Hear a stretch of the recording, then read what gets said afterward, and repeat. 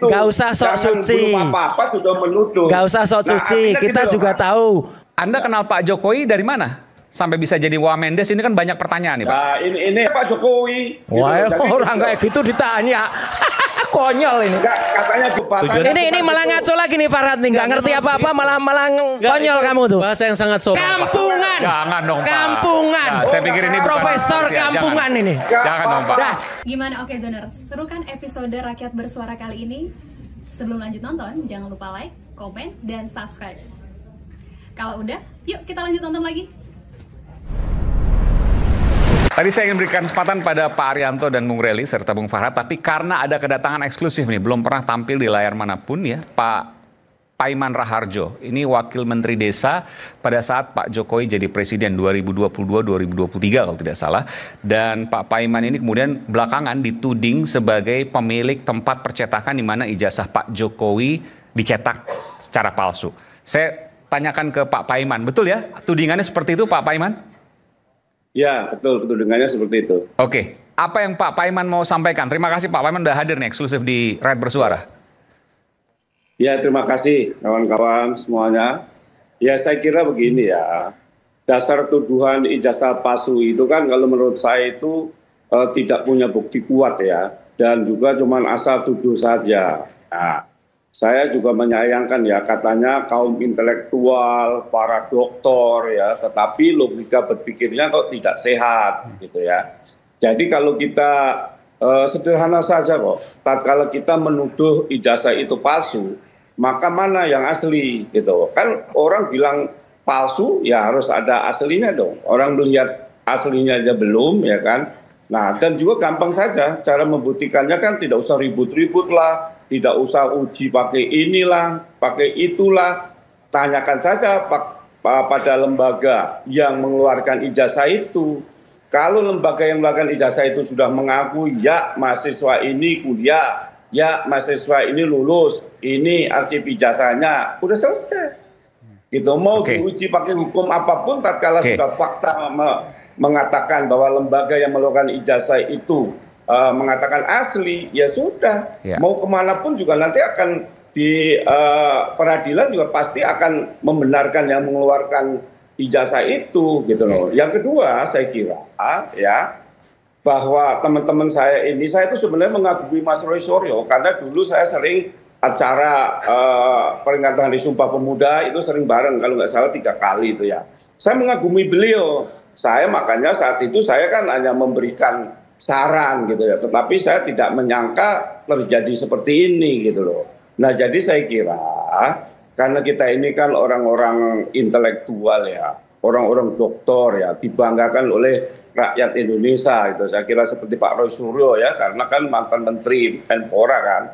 Oleh karena itu jangan asal tuduh sana sini gitu, apalagi belum bisa membuktikan ijazahnya Jokowi itu palsu, ya kan, sudah menuduh saya yang mencetak. Nah, sebentar Pak Paiman, saya harus tanya kepada Anda dia. Anda betul punya percetakan di Pasar Pramuka?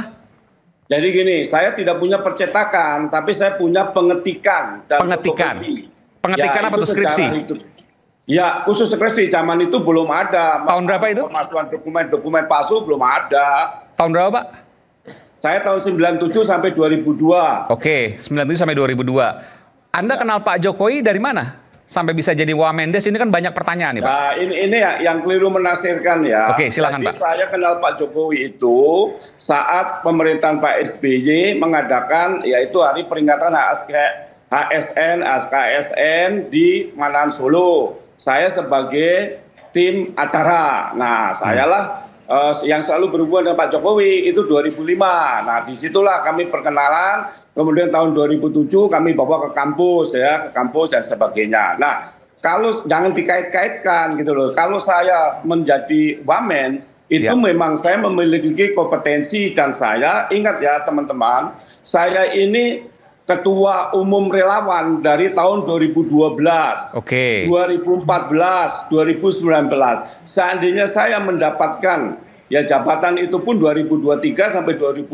Karena relawan itu Bapak mau sampaikan itu ya? Ya karena saya memang berjuang dan saya memang ketua umum gitu. Saya memiliki anggota lebih dari 3 juta saya punya relawan. Oke. Jadi Anda mengatakan yang nggak aneh kalau saya jadi wamen bukan ujuk-ujuk karena saya sudah berjuang berkeringat untuk Pak Jokowi sejak 2012.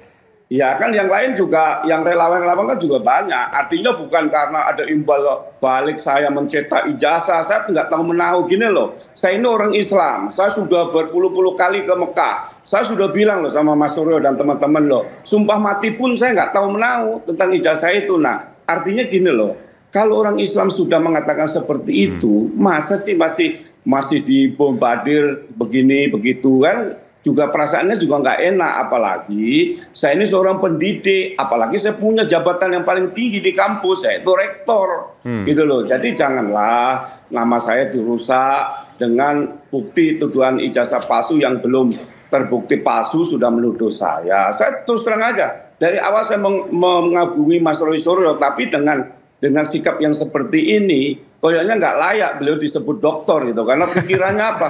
Pikirannya itu dangkal sekali, ini nggak sopan ini. Gitu loh, mengkait-kaitkan tanggal 1 Mei, loh padahal isunya aja tanggal 23 Juni isu ijazah di Pramuka. Kok bisa-bisanya saya juga dituduh mengkondisikan, ini kan sesuatu. Terus apa hubungannya dengan ijazah? Saya dikaitkan dengan profesor palsu lah, harta saya lah, loh apa hubungannya gitu loh. Oke, Mas Roy ada mau sampaikan? Pak Paiman, saya singkat aja. Benar Bapak kirim WA ke saya, nggak ada hujan, nggak ada angin, tanggal 6 Mei tahun 2025. Betul, benar nggak? Betul. Ya. Di WA itu Pak Paiman nulis, kalau saya nggak minta maaf ke Jokowi, keluarga saya tidak damai dan tidak aman. Benar? Oh jangan loh, dipotong. Jangan dipotong. Itu kalimatnya kok jangan dipotong. Bukan, saya yang terima. Gini, itu nggak sempurna. Jadi sempurnanya gini. Kita ke ahli bahasa kalau nggak sempurna. Sudah saya konsulkan ke ahli bahasa bersertifikat. Iya, sekarang gini Mas. Kan bahasa pertama dong yang di ini Mas. Saya sahabat, saya saran. Bahasa pertama boleh sopan, bahasa terakhirnya ngancam Anda. Sudah saya tidak minta maaf bisa masuk penjara, saya luruskan. Bukan sudah. Ini malah ngaco lagi nih Farhad nih, nggak ngerti apa-apa, malah konyol kamu tuh. Bahasa yang sangat sopan. Ini konyol ini. Karena ancaman memfitnah itu ada. Nggak ngerti ini. Undang DNTE, ujaran kebencian, semua. Pak Paiman. Jadi saya udah luruskan ya Pak Paiman. Anda katanya profesor ya katanya. Ya, nulis WA semacam itu sudah saya konsultasikan ke ahli bahasa bersertifikat. Itu ada bahasa yang intimidasi. Satu, saya selesaikan. Yang kedua, benar nggak setelah itu Anda mengakui dan Anda minta maaf ke saya pada WA berikutnya? Loh, saya jawab Mas ya. Ya nggak, minta maaf nggak Anda? Iya betul. Nah, saya sudah. Terus Anda kalau sudah minta maaf kok tiba-tiba nuntut, itu kan nggak sopan itu. Sebentar. Loh, terus Anda ngakui nggak kalau Anda pernah punya kios di Pasar Pramuka pengetikan tahun 97 sampai 2002. Tapi banyak sekali orang-orang di Pasar Pramuka dan itu sudah ada nama-namanya. Anda masih aktif di sana sampai 2015, masih nampak sampai 2017. Itu saja. Saya jawab. Ya, silakan jawaban. Ya, gini Mas ya. Mas seorang dokter, tapi cara berpikirnya egois. Egoisnya apa? Saya kan dari awal kan ini, kata-kata saya begini, Mas, saya sudah melihat istri Pak Jokowi secara langsung mata kepala saya sendiri dan dari penjelasan. Lihat di mana?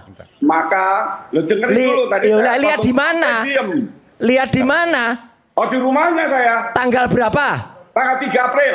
Oke, nanti buktinya apa untuk lihat di tanggal 3 April itu? Tanya aja Pak Jokowi. Wah, orang kayak gitu ditanya. Konyol ini. Enggak, katanya gini. Profesor konyol ya kayak gini nih. Ya, jangan konyol. Masalahnya gini loh.